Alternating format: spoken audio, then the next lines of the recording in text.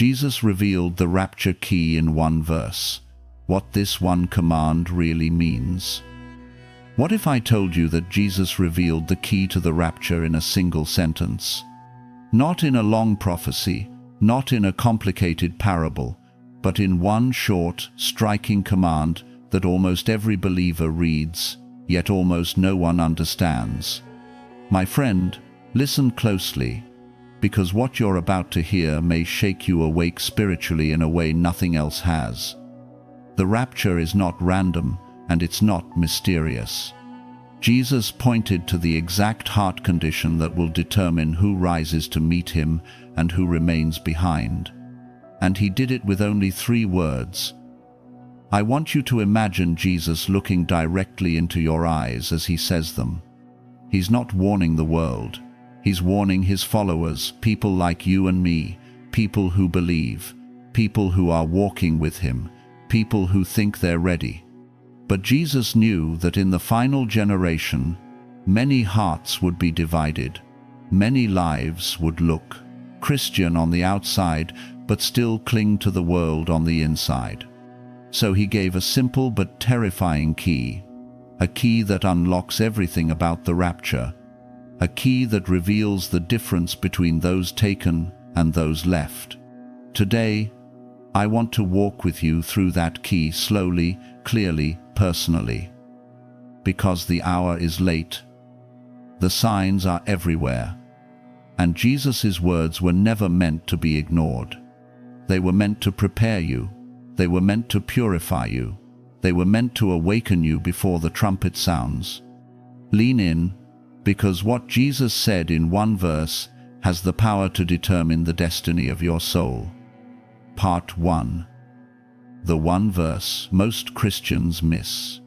When Jesus spoke about the end times, he didn't leave us confused. He didn't leave us guessing. He didn't leave us buried under symbolism or mystery. Instead, in the middle of describing the days leading to his return, he paused, looked at his disciples, and dropped a warning so sharp, so short, so direct, that it cuts straight through every generation. He said, "Remember Lot's wife." 3 words, that's all. No explanation, no parable, no commentary, just a command. And the fact that Jesus expected those 3 words to be enough tells you how serious he was. It tells you that inside that tiny reminder lies a truth powerful enough to determine your eternity. When Jesus said this, he wasn't talking to unbelievers. He wasn't speaking to the rebellious crowds. He wasn't addressing the Pharisees. He was talking to his own followers, people who walked with him, people who believed in him, people who were listening because they wanted to be ready for his return. And yet he still warned them with urgency. That means Lot's wife represents a danger that can exist not just outside the church, but inside the hearts of people who call themselves believers. Jesus didn't bring up ancient history for no reason. He brought it up because the spiritual condition that destroyed Lot's wife will reappear before the rapture. Think about her for a moment. She wasn't a pagan. She wasn't a mocker. She wasn't living in defiance of God. When the angels came to rescue the family, she didn't fight them. She didn't refuse to leave. She actually walked out of Sodom. She stepped onto the path of deliverance. Her feet were moving in the right direction. But her heart was not. Her body left the city, but her heart stayed behind. And in that one moment when she looked back, everything inside her was exposed. The longing, the attachment, the hesitation, the divided loyalty. She didn't turn back physically. She turned back emotionally. Her eyes revealed what her heart was still tied to. Jesus says, "Remember her." Why? Because she represents the believer who almost makes it. The believer who walks close enough to salvation to feel safe, but not close enough in heart to be transformed. She represents the Christian who goes through the motions, who follows the crowd of faith, who hears the warnings, who sees the signs, who even believes the message, but who never truly lets go of the world. She represents the danger of outward obedience without inward surrender. She represents the countless believers who will be caught off guard at the moment of the rapture, not because they were wicked, but because they were divided. Lot's wife lost her life, not because she walked in the wrong direction, but because she loved the wrong things. Jesus warns us that the same danger exists today. Many Christians think the rapture is about knowledge, prophecy charts, timelines, and signs. But Jesus points to something much more personal. He points to the condition of the heart. He points to attachment. He points to desire. He points to what we treasure and what we refuse to let go of. He points to one truth: what your heart clings to will determine your destiny. So Jesus reduces the entire end-time warning into 3 words. He doesn't say, "Remember Noah's ark," or "Remember Daniel's visions," or "Remember the fig tree's signs." He says, "Remember Lot's wife," because he knows that the greatest danger in the final generation will not be ignorance. It will be distraction. It will be affection misplaced. It will be hearts that say the right things while secretly loving the world they claim to be escaping. Jesus knows that the final test will not be who can read prophecy the best, but who can let go the fastest. The tragedy of Lot's wife is that she was almost saved, almost delivered, almost free. But almost is not enough. She walked out physically, but never detached spiritually. And Jesus uses her story to tell you, right now, that he is not coming for believers who are almost ready. He is coming for believers whose hearts have already left the world long before their bodies rise to meet him. And in that one verse, he reveals the key. A divided heart cannot rise. Part 2, the heart test Jesus will use at the rapture. When Jesus returns. He is not coming to examine your achievements, your ministry, your knowledge, or your reputation. He is coming to examine your heart. Not the heart you show people. The heart only he can see. The heart that reveals what you truly desire when no one is watching. The heart that exposes what you cling to, what you treasure, what you secretly love, and what you refuse to surrender. Jesus makes it clear, through the warning of Lot's wife, that the rapture is not about outward appearance, it is about inward direction. It is about the posture of your heart at the exact moment he appears. You can be walking in the right direction externally while drifting in the wrong direction internally. You can be in church but in love with the world. You can sing to Jesus but crave the life he's calling you out of. You can be escaping judgment while secretly longing for the things that destroy your spirit. Your actions can look holy while your affections pull you backward. And Jesus is, Pater, telling you plainly that when the trumpet sounds, your heart will decide your fate faster than your feet. Because the rapture is not just a physical event, it is a spiritual lifting. Your heart must already be rising toward him for your body to follow. Jesus said, "Where your treasure is, there your heart will be also." He wasn't giving financial advice, he was revealing an end-time principle. Your treasure pulls your heart, and your heart will pull your destiny. If your treasure is Jesus, your heart rises. If your treasure is this world, your heart sinks. Lot's wife treasured the life behind her more than the life ahead of her. That is why she looked back, not out of curiosity, but out of attachment. Affection always reveals itself in the moment of crisis. When judgment came, her heart betrayed her. This is why Jesus repeats the same theme again and again, when speaking about his return. He warns about lukewarmness. He warns about distraction. He warns about the cares of life. He warns about drunkenness, not just with alcohol but with the intoxicating pull of the world.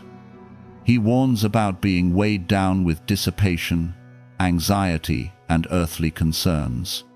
He warns about the foolish virgins who had lamps but no oil, symbols of believers who look prepared outwardly but have no inward relationship with him. All of these warnings point back to the same issue, the heart. Think of the two people Jesus described, two in one bed, one taken, one left. Two women grinding, one taken, one left. They look identical from the outside. Same job, same routine, same lifestyle, same surroundings. But heaven sees the difference. Heaven sees the attachment. Heaven sees the loyalty. Heaven sees the hunger. Heaven sees who is truly his and who is pretending. The separation is not visible to human eyes, but it is crystal clear to Jesus. Because the separation happens in the heart long before it happens in the sky. The rapture will not be a surprise for those who walk closely with Jesus. It will be a homecoming. But for those whose hearts are divided, it will be the most shocking moment of their existence. Not because Jesus rejected them, but because they refused to detach from what held them down. The great danger for this generation is not persecution. It is comfort, not suffering. It is distraction. Not fear. It is apathy. We are living in days when the world is louder than ever, pulling on the hearts of believers with entertainment, pressure, temptation, and endless noise. But Jesus is calling his people to something higher. He is calling you to a heart that is fully his, a heart that is not seduced by the world, a heart that is not half-committed, a heart that is not negotiating with sin, a heart that says, Jesus, I want you more than anything else. Because when the trumpet sounds, that is the heart that will rise. The heart that has already left Sodom long before the body leaves the ground, the heart that has already surrendered, the heart that is already watching, the heart that belongs fully to him. Part 3. The dangerous spirit of looking back. The most frightening thing about Lot's wife is this: she did not run back into the city. She did not return to sin. She did not reject the warning. She did not deny the danger. She simply looked back. One glance, one moment, one silent pull of the heart. And Jesus uses her as the picture of the final generation because he knows that the greatest threat to believers in the last days will not be open rebellion, but subtle attachment. Not a loud rejection of God, but a quiet longing for the world. A single backward glance at the wrong moment can reveal everything hidden inside a person. Looking back is not an action. It is an affection. It is the quiet voice inside that says, I'm leaving, but I still miss what I'm leaving. It is the part of your heart that still finds comfort in what Jesus is calling you out of. It is the desire for the life he is asking you to crucify. Lot's wife didn't look back because she loved sin. She looked back because she loved the life she built in Sodom. She loved her routines, her identity, her comfort, her relationships, her memories, her normal. And Jesus is warning us that the last days believer will face the same tension. He will call us forward, but our hearts will want to turn back. You see this today everywhere. Christians who say they want Jesus but cling to the world. Christians who lift their hands in worship but keep their hearts in bondage. Christians who want God's protection but not his purification.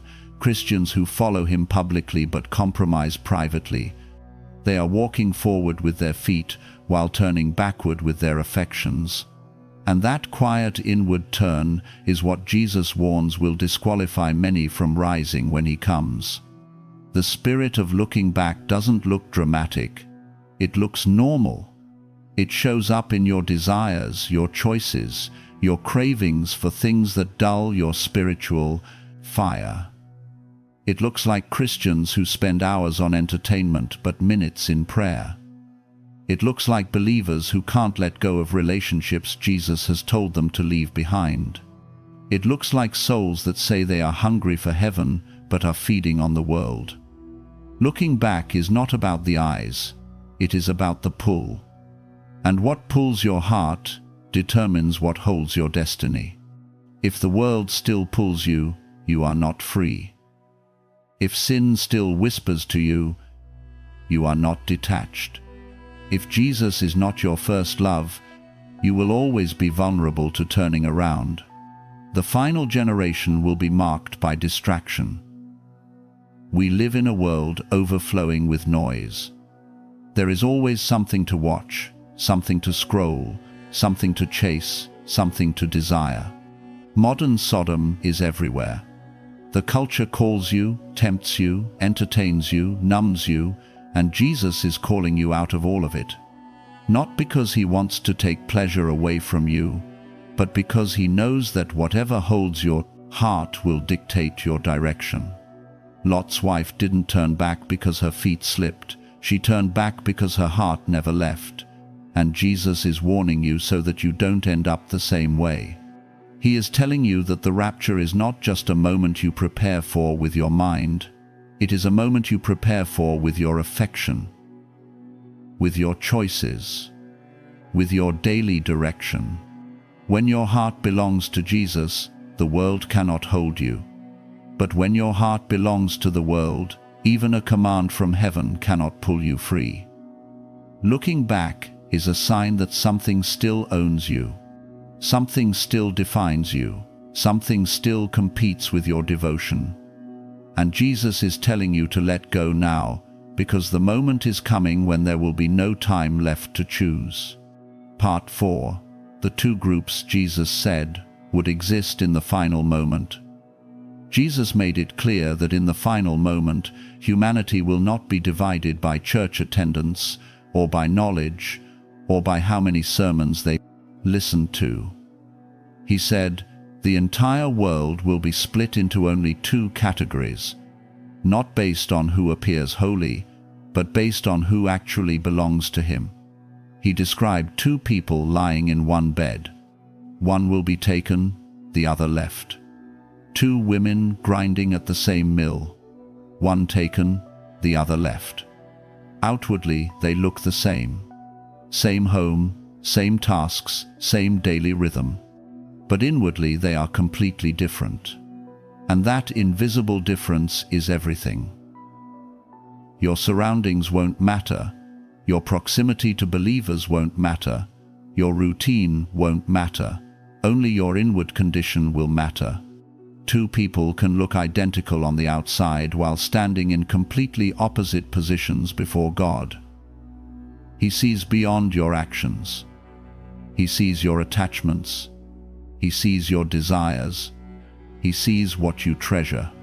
He sees what you refuse to surrender. Heaven does not measure readiness by what you do. Heaven measures it by who you love.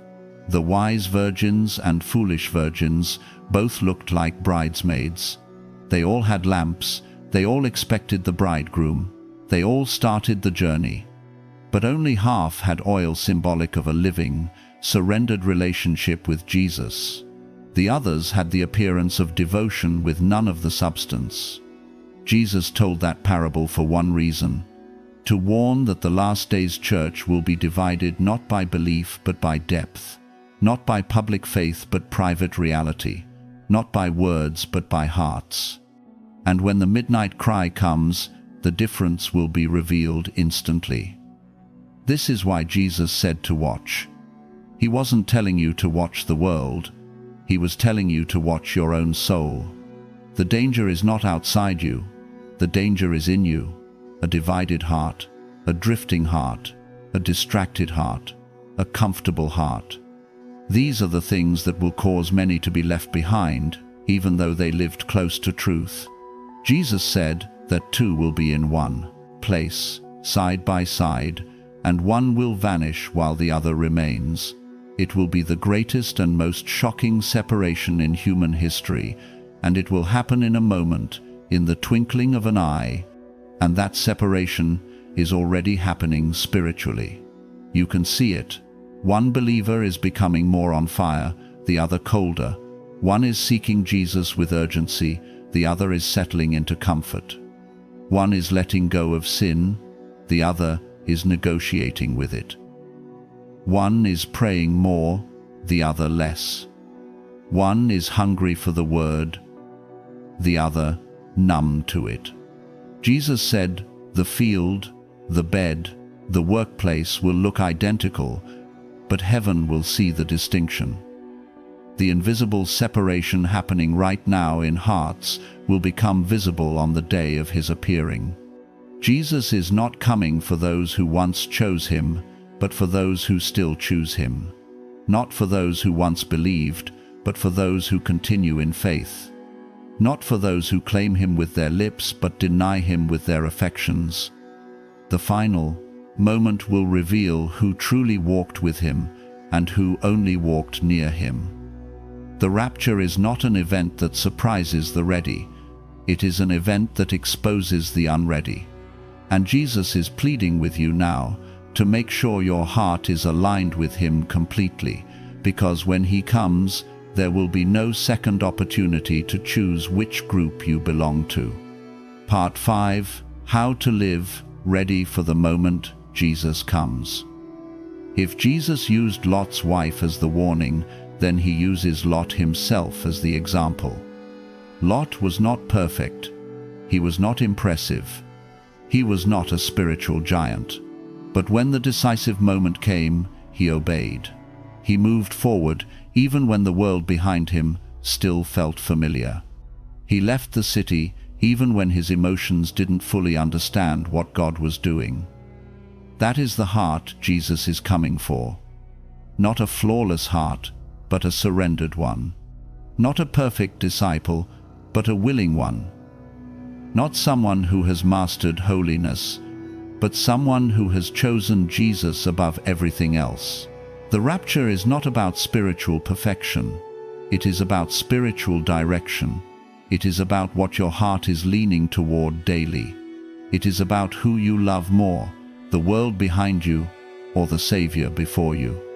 Lot didn't escape because he was strong. He escaped because he let go. He obeyed even when he didn't feel ready. He trusted God's urgency more than his own emotions. And Jesus is calling his people to that same posture. Not pride, not fear, not panic, but surrender. Many believers today still think preparation for the rapture is about studying prophecy charts or calculating timelines. But Jesus points entirely to the heart. He wants you to live with your affection pointed toward him, your desire anchored in him, your hope rooted in him. He wants you to be spiritually awake, spiritually hungry, spiritually willing. The reason some will rise and others will remain is not because one group behaved better. It's because one group belonged fully to him. So how do you live? Ready? You begin by guarding your heart fiercely. You watch what influences you. You watch what steals your affection. You watch what consumes your time and shapes your priorities. You cannot live ready while feeding your spirit with the world. You cannot long for heaven while entertaining the things that drag your soul down. Readiness comes through daily choices. Every decision either draws your heart closer to Jesus or leaves it vulnerable to drifting. The people who are taken will not be the people who feel holy. They will be the people who stayed close. Living ready means allowing Jesus to cleanse your desires. It means being honest with him about the things that weaken you. It means shutting the doors that lead you back into compromise. It means letting the Holy Spirit convict you without resisting. It means choosing purity when the world screams for pleasure. It means choosing humility when your flesh wants comfort. It means choosing obedience when your emotions want excuses. And above all, it means choosing Jesus again and again, every day, in the small things that build the direction of your soul. When Jesus returns, he is not coming for casual believers. He is coming for committed ones. He is not coming for those who once prayed a prayer, but for those whose hearts belong to him now. He is coming for those who have prepared inwardly, even if they look ordinary outwardly. He is coming for those who live with longing in their spirit. The rapture is not for the distracted, but for the devoted, not for those who flirt with the world, but for those who have left the world behind in their hearts. Every moment you choose obedience, every temptation you resist, every prayer you whisper, every tear you shed in repentance, every time you say no to the world and yes to Jesus, you are strengthening the magnet of your soul. You are preparing for the moment when gravity loses its hold on those who are his. And when that trumpet sounds, Jesus will not take the strongest believers or the most successful believers. He will take those whose hearts have said, Jesus, you can have all of me. Conclusion: the final call of Jesus to this generation. Jesus reduced the entire message of end-time readiness into 3 haunting words. Remember Lot's wife. In that one sentence, he revealed the key to the rapture. Not your knowledge, not your ministry, not your reputation, your heart. Lot's wife walked in the right direction, but looked back at the wrong moment, because her heart never truly left the world. And Jesus warns us that the final generation will face the same danger. The rapture is not a test of information, it is a test of affection. It is not about how loudly you worship, but about who you love most. It is not about how much you know, but about how much you have surrendered. When Jesus comes, he will not be looking for perfect people. He will be looking for willing ones.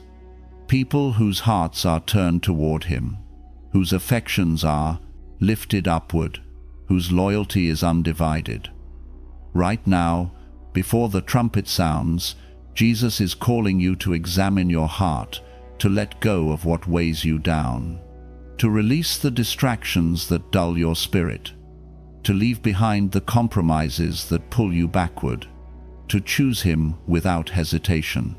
Because the moment is coming when the sky will open, the trumpet will sound, and the separation Jesus spoke of will unfold in an instant. And on that day, only one thing will matter: where your heart is facing. Choose Jesus fully now. Walk forward without looking back. Live ready, because your King is coming,